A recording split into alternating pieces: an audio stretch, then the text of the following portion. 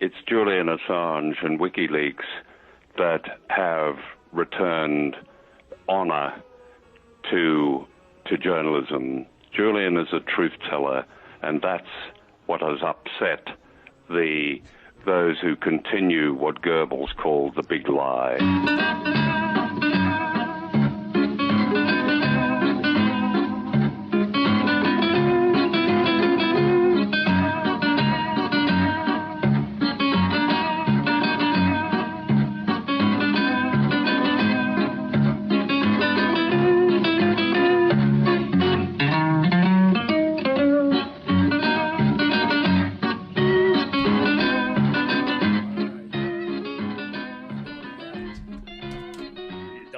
Of Assange Countdown to Freedom was with you and Julian on the same show, April 11th, 2017. And it seems like his situation is no better now than it was then. Actually, it's worse. Yes, it's worse. Julian is caught in a surreal world, a Kafkaesque world, where grotesquely, the High Court in Britain allowed an American appeal against an order by the lower court that he should not be extradited to the United States. It was an utterly political decision. I was there in court. It was anybody has any vestige of faith in justice coming from our common law courts, the highest courts, and in Britain, where so much of it began, is really disabused of that now. So what's happening to it now? One appeal after the other. It's now headed towards the UK Supreme Court, but they have yet to say whether or not they will consider Julian's appeal against being extradited to the United States. If that fails, it goes back to the High Court, and those aspects of the original case that weren't the subject of an appeal, they can now appeal. So it's kind of an endless industry. It's so, to keep up with it, it really tests the intellect. I tell you, at its most basic. I find myself calling up or emailing Julian's principal lawyer, Gareth Peirce, and say, where are we now, Gareth? What I've forgotten. What's next? I'm sure she knows, but she will then explain it to me. So we're into a whole rolling caravan of courts and appeals. This alone could last a year or two, while Julian languishes in Belmarsh prison.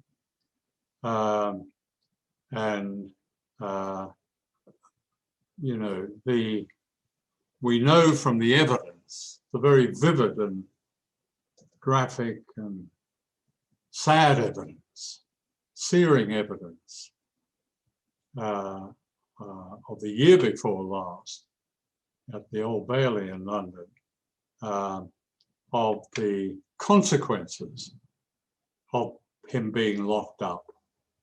We know that he started to disregard his own life. And we know that his intellect, his sense of the world, his just sense of humanity was so powerfully impacted by what was happening to him in prison. There was lots of evidence from experts about having examined Julian. He'd been tortured, of course. What's happening to him now is torture. Nils Melzer, the UN reporter on torture, has identified it as that. So Julian has a lot of that here. That said, I haven't seen him for some time now, but I understand that he's engrossed in the case. So I know that will absorb him because his intellectual application to all the arcane judgments and the court proceedings and so on will give him some satisfaction. But, you know, how long can the resilience of this man hold out? I don't know, Randy. It's so worrying. You know, it was bad enough the 7 or 8 years he was in the Ecuadorian embassy, which I saw him 3 times, and you many more times. And then going into this hellhole, into this maximum security prison for 3 years, unable to do anything, write, do any kind of communications outside of that cell. One of the most brilliant individuals I've ever met is being suppressed on so many levels, and that is a psychological torture in and of itself. Yeah. Yes, and here we are. We're talking about countries that we accuse of abusing human rights. There's hardly any of them can compare with what has been done to Julian Assange, because it's been done with a disguise, the disguise of legitimacy. It's not legitimate. It's crude. The torture of Julian Assange, the destruction of him. It comes straight from Orwell. It comes straight from some of the worst dictatorial states we've known in modern history. So that this is happening 5 or 6 miles from the heart of London, in the land of the Magna Carta, is such a disgrace. It really is.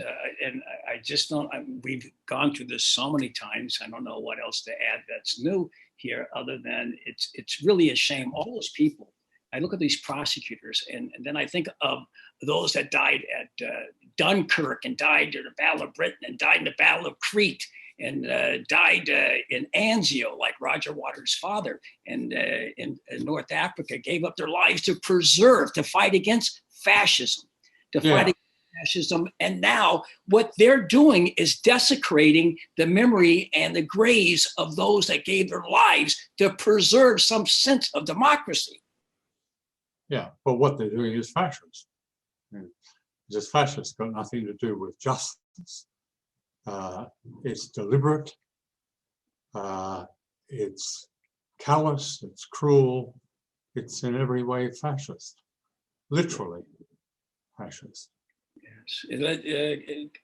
And finally, what do we do now? I mean, I just had an event in DC. I did some kind of entertainment event on his behalf. And then I stood in front of the DOJ. We've done things in front of the British Embassy here. I continue to do Assange Countdown to Freedom, and you're doing what you do, and people do it. What do we do now? I mean, how do we maintain our energy?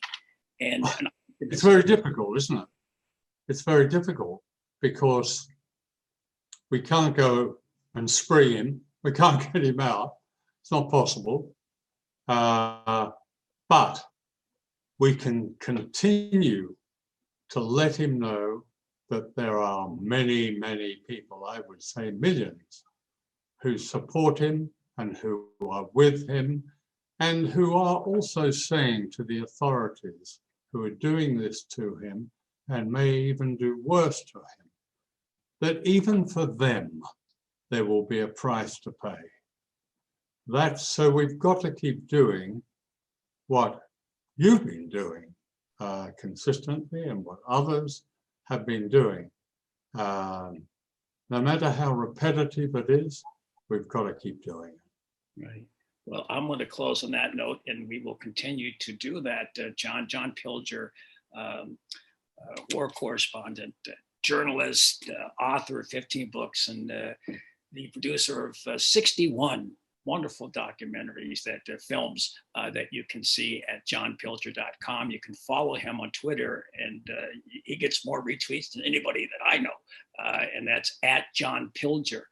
So I recommend that you follow him and see what he has to say. You don't come out every day, but when you say something, man, it has a big impact. So thank you very much, John. Look forward to doing this again, and we'll see you soon. Thank you very much.